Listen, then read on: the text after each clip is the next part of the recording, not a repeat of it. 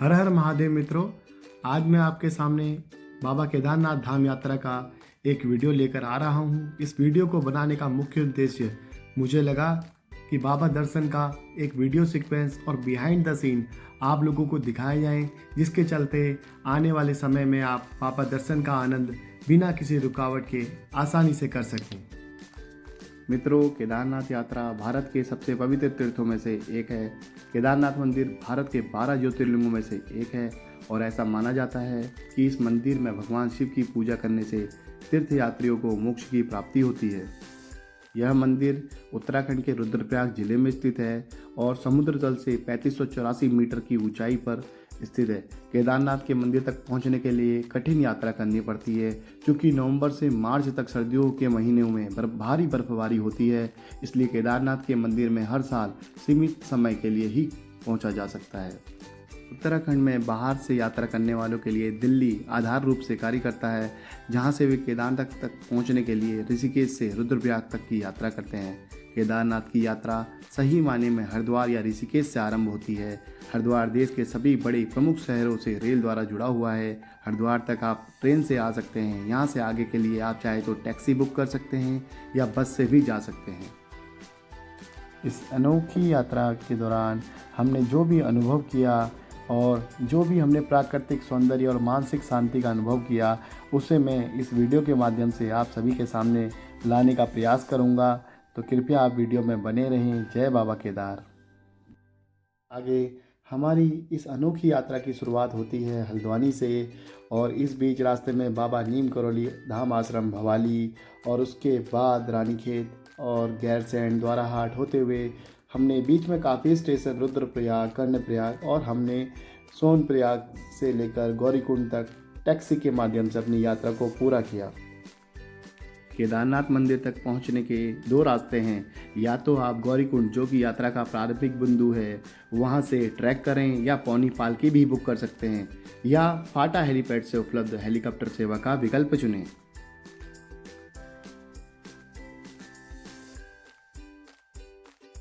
नमस्कार, हर हर महादेव। हम पहुंच चुके हैं रुद्रप्रयाग। अब यहाँ से हमें अपनी दूरी तय करनी है सोनप्रयाग के लिए, और उसके बाद गौरीकुंड होते हुए हम वहाँ से केदारनाथ धाम यात्रा स्टार्ट करेंगे। आप देख सकते हैं हम श्री बद्रीनाथ केदारधाम मंदिर समिति विश्राम गृह रुद्रप्रयाग में है। अभी बहुत ही बढ़िया इन्होंने यहाँ पे लगाया हुआ है और बहुत ही नॉमिनल प्राइस है यहाँ का। ये रुद्रप्रयाग की मार्केट है और काफ़ी अभी तक मार्केट, अभी शाम के 9:30 बज चुके हैं और मार्केट अभी चल रही है। आवागमन यहाँ पे चालू है। मित्रों, तो सुबह की सभी को नमस्कार, सुप्रभात। हम निकल चुके हैं बाबा केदार धाम के लिए। अभी हम रुद्रप्रयाग से अपनी जर्नी चालू कर चुके हैं और अभी हम पहुँच चुके हैं गुप्तकाशी, और यह भी केदारनाथ धाम यात्रा का एक प्रारंभिक बिंदु है। अगर जिन भक्तों को ट्रैक जो है पैदल नहीं करना होता है, वो यहाँ से हेली सुविधाएं ले सकते हैं, जिनका किराया अप्रोक्स 5000 प्लस रहता है। और गुप्तकाशी का अलग महत्व भी है, क्योंकि यह काशी की तरह ही है और प्राचीन विश्वनाथ मंदिर, अर्धनारेश्वर मंदिर और मणिमर्णिक कुंड, जो जहाँ पर गंगा और यमुना नदी का संगम होता है, वो यहीं पर है। तो भक्तजन उसका आनंद उठाते हैं। इस तरीके से यहाँ से जो हेली सुविधाएँ हैं प्राइवेट एविएशन कंपनी देती हैं, और लगातार 5 to 10 मिनट के अंदर यहाँ पर जो हेलीकॉप्टर लैंड होते हैं और यहाँ से सीधे केदारनाथ धाम यात्रा की ओर जाते हैं। गुप्तकाशी में प्राकृतिक सौंदर्य का आनंद लेने के बाद हम आगे बढ़े। आप देख सकते हैं केदारनाथ 47 किलोमीटर और गौरीकुंड 33 किलोमीटर। अभी यहाँ से हमें आगे सोनप्रयाग आएगा, जहाँ कार पार्किंग करनी है। उसके बाद हम आगे की यात्रा करेंगे। हर हर महादेव मित्रों, हम लोग पहुंच चुके हैं सोनप्रयाग, जहां पर अभी हमारी गाड़ी पार्किंग होनी है। और हमने मॉर्निंग में अपनी जर्नी स्टार्ट करी थी रुद्रप्रयाग से। रुद्रप्रयाग से यहाँ की दूरी सोनप्रयाग की तकरीबन 72 किलोमीटर है, और इसको कवर करने में 3 से 3.5 घंटे का टाइम लगता है। फाइनली हमें कार पार्किंग मिल गई 2.5 घंटे के इंतज़ार के बाद। अभी हम सोनप्रयाग मार्केट में हैं। यहीं पर चार धाम यात्रा के लिए रजिस्ट्रेशन होता है। चूँकि हम उत्तराखंड स्टेट से ही हैं और हमें केदारनाथ धाम यात्रा करनी है, तो हमारे लिए इतना मैंडेटरी नहीं रहा और इसके बाद हमने आगे की यात्रा चालू करी। अब यहाँ पर मैं दिखाना चाहूँगा, ये रजिस्ट्रेशन ऑफिस है और बताया जाता है, पौराणिक मान्यताएं हैं कि उत्तराखंड के सोनप्रयाग के पास मौजूद त्रियुगी नारायण मंदिर में श्री हरि विष्णु जी ने माँ पार्वती और शिव जी का विवाह करवाया था। अभी हम गौरीकुंड की ओर जा रहे हैं, जहाँ शटल सेवा के लिए हमें तकरीबन 200-300 मीटर पैदल चलना पड़ेगा, उसके बाद ही हमें शटल सेवा मिलेगी। यहाँ पर एक ब्रिज हमें क्रॉस करना है। चलिए मित्रों, प्रारंभिक बिंदु हमारा गौरीकुंड ही है और इससे पहले एक जयकारा तो बनता है।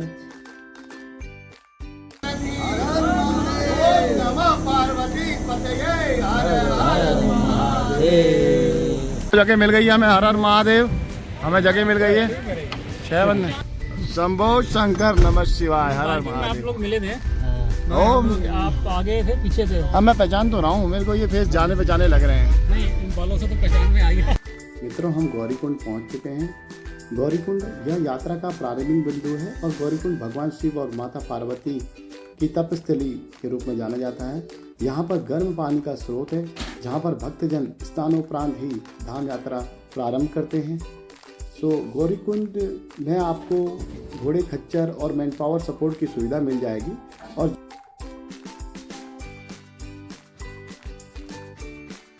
यहाँ पर दर्शन तो इजीली हो जा रहे हैं और दर्शन की कोई दिक्कत नहीं। देखिए कितनी सावधानी से चलना पड़ता है। अभी एक हमारे मित्र गिर गए, बिल्कुल नहीं, सावधानी से चलना बहुत जरूरी है यहाँ पर। इसलिए आप भैया बताएंगे आप लोग कहाँ से हैं?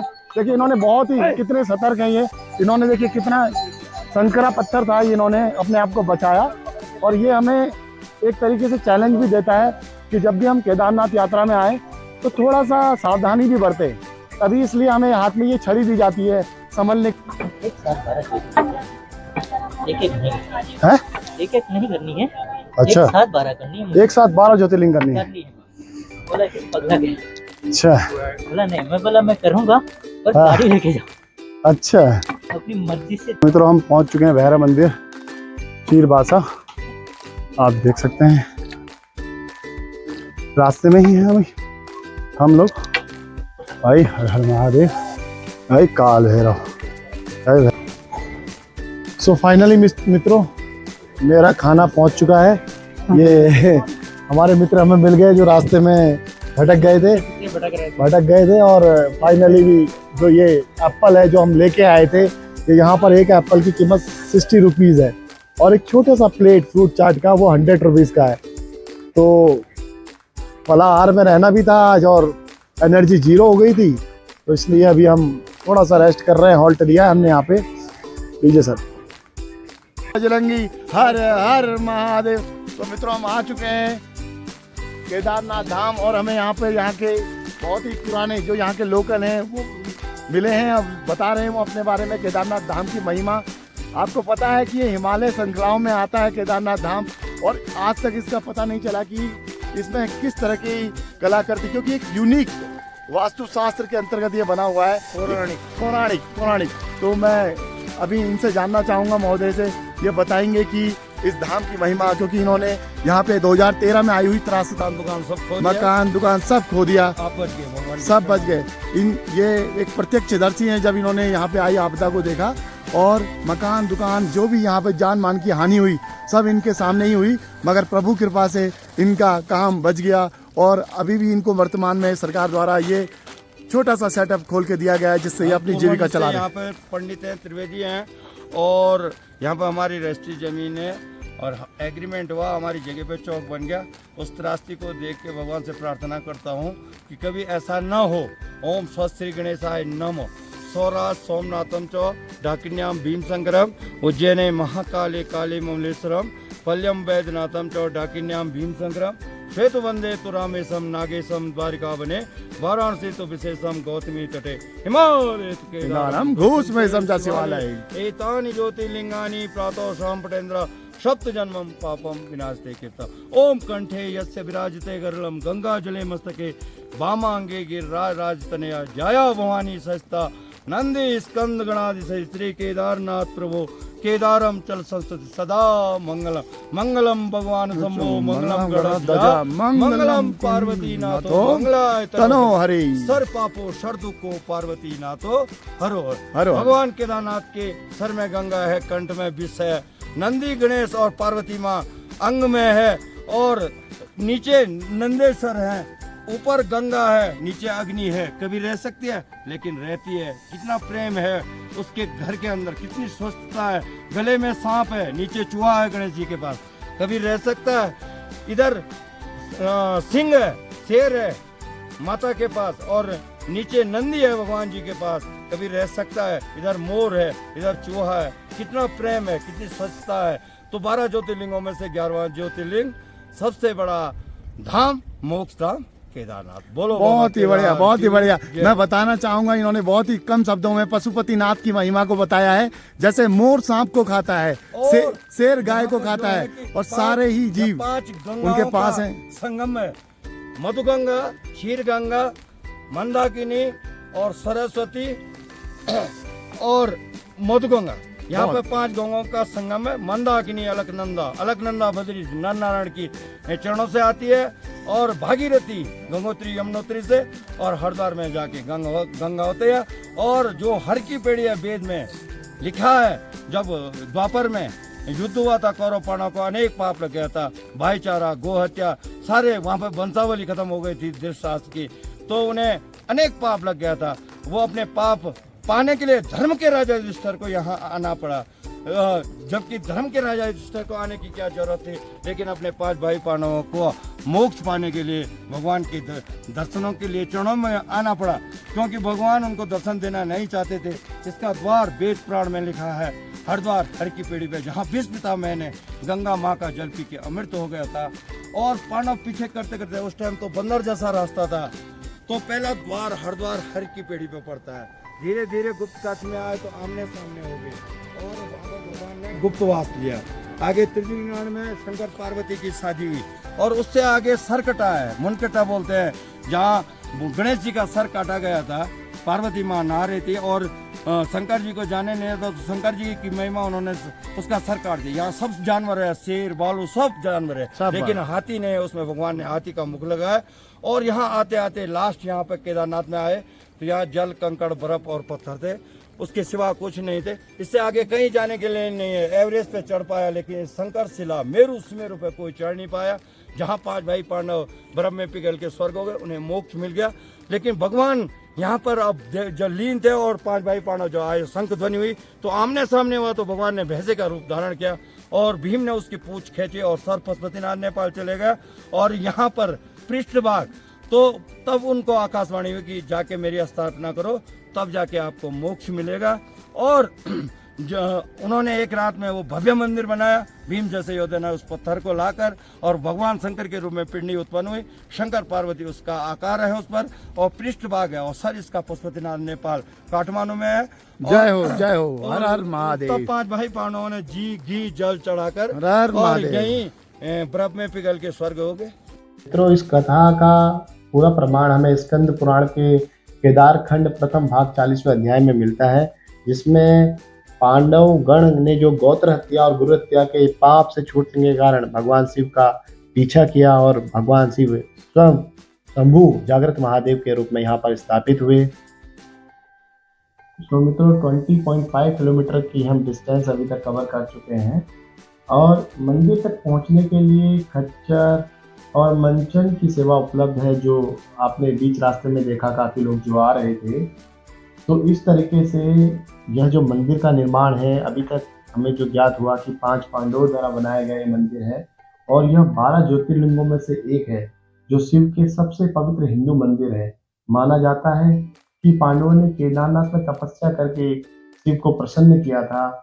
यह मंदिर भारत के उत्तरी हिमालय के छोटा 4 धाम तीर्थ यात्रा के 4 प्रमुख स्थलों में से एक है, और पंच केदार तीर्थ स्थलों में सबसे पहले नंबर पर आता है।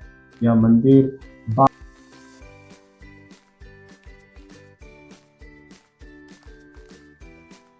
मित्रों, 3:30 पर हम मंदिर प्रांगण में पहुंच गए थे। स्नानोपरांत हम यहाँ पर 4:30 बजे आ चुके हैं। आप देख सकते हैं मंदिर का भव्य दर्शन सामने से कर सकते हैं, किस तरीके से यहाँ पर नंदी महाराज स्थापित हैं और इस बाबा केदारनाथ सामने आपके मंदिर है और आप श्री केदार धाम के दर्शन कर सकते हैं। हर हर महादेव, ओम नमः शिवाय, हर हर महादेव, शिव शंभू। और आप देख सकते हैं हमारे मित्र लोग सभी यहाँ पंक्ति में लगे हुए हैं और हमें जिनके माध्यम से दर्शन हुए ये हैं श्रीमान शुक्ला जी, जिन्होंने बहुत ही कम समय में हमारा फ़ोन पिक किया और हमें मंदिर प्रांगण में दर्शन करवाए। हम इनका तहे दिल से आभार व्यक्त करते हैं। आगे मित्रों 500 मीटर की दूरी पर उत्तर दिशा में बाबा भैरव जी का मंदिर है, जो खुले आसमान के नीचे है।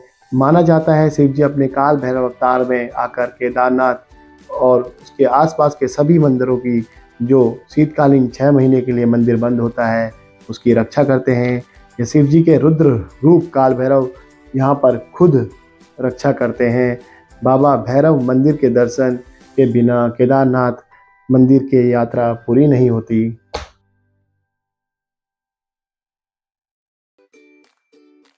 हर हर महादेव। हम आज केदारनाथ में हैं, दर्शन करे हमने भाई, और देखिए अब कितना अच्छा महादेव की कृपा हो रही है। देखिए यहाँ पर स्नोफॉल शुरू हो गया है। यहाँ पर आप देख सकते हैं अभी ये स्टार्ट ही हुआ है। मित्रों, इस ब्लॉग के माध्यम से हमने आपको श्री केदार धाम यात्रा का एक छोटा सा वीडियो सीक्वेंस और झलक दिखाने का प्रयास किया है। आशा करता हूँ आप लोगों को ब्लॉग पसंद आया होगा। आगे मित्रों, मैं अपना पर्सनल अनुभव आप सभी लोगों के साथ शेयर करना चाहूँगा। बाबा केदार की यात्रा आत्मा को शांति, आनंद और सकारात्मक ऊर्जा प्रदान करती है। हम इस अनुभव के आभारी हैं और इस खास यात्रा को जीवन में एक अद्वितीय याद बनाकर अपने साथ ले आए और इस अनुभव को आप सभी के साथ साझा किया। हर हर महादेव, जय श्री केदार।